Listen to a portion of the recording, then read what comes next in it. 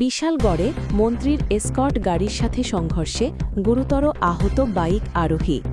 Bishalgarh lockdown চৌমুহনীতে মন্ত্রী Shuklacharan নোয়াতিয়ার escort গাড়ির সঙ্গে সংঘর্ষে এক বাইক আরোহী গুরুতর আহত হন।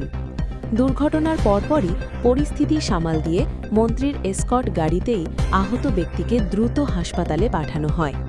ঘটনাস্থলে কিছুক্ষণের জন্য যান চলাচলে বিঘ্ন ঘটে। পুলিশ পৌঁছে পরিস্থিতি নিয়ন্ত্রণে আনে এবং দুর্ঘটনার কারণ খতিয়ে দেখা হচ্ছে। আহত বাইক আরোহীর পরিচয় ও শারীরিক অবস্থার বিস্তারিত তথ্য এখনও জানা যায়নি।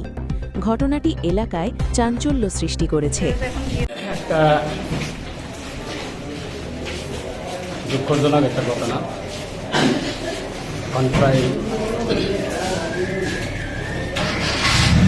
একটা 10 মিনিট বাকি একটা বাজে 20 মিনিটের আগে একটা ঘটনা ঘটেছে।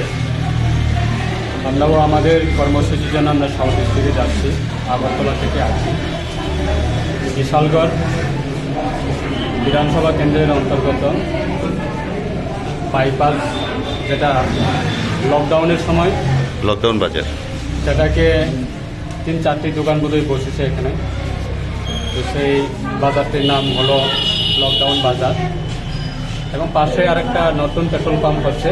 ওইখান থেকে প্রায় বোধহয় 150 থেকে 200 মিটার একটা ডিস্টেন্স হবে। আমরা যাচ্ছি, আমরা বাইপাস দিয়ে হঠাৎ করে আমাদের সিকিউরিটির সামনে, সিকিউরিটি গাড়ির সামনে এটা 4 মুখ রাস্তা রয়েছে। আমরা যাচ্ছি ন্যাশনাল হাইওয়ে বাইপাসের মাধ্যমে এবং অচেনা লোক একজন বাইক, বয়স্ক, উনি বাইক চালিয়ে আছে। হঠাৎ করে উনি স্পিডে ন্যাশনাল হাইওয়েটাকে ক্রস করার জন্য উনি আমাদের স্কোয়াডের গাড়ির সামনে চলে আসে। স্কোয়াডের গাড়ির সঙ্গে মুখোমুখি সংঘর্ষ হচ্ছে। বয়স্ক খুব এটা দুর্ভাগ্য ঘটনা সেটা।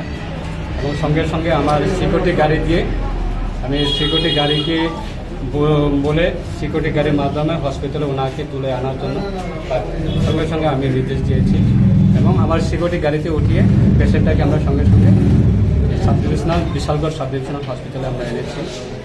এবং রাস্তাঘাটে বোধহয় আমাদের ফায়ার সার্ভিস গাড়ি গিয়েছিল এবং ওনাদের সঙ্গে ফায়ার সার্ভিস গাড়িতে আমার সিকিউরিটি গাড়ি থেকে পেশেন্টটাকে নামিয়ে ফায়ার সার্ভিস গাড়িতে বসিয়ে আনা হয়েছে।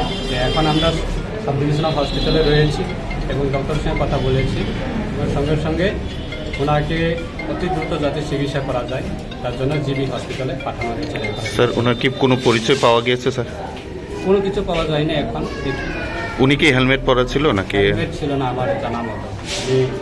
বিএপি গাড়িতে আমি ছিলাম। ওনার বয়স্ক যিনি বাইক চালিয়ে আছে খুব স্পিডে এবং সঙ্গে কোনো হেলমেট ছিল না। হেলমেট ছিল। এখন কি জীবিতে রেফার করা হয়েছে? না, ওনাকে এটা দ্রুত গতিতে যাতে ওনাকে চিকিৎসা করা যায় তার জন্য ডক্টরের মাধ্যমে ওনাকে জিবি হসপিটালে রেফার দেওয়া হয়েছে।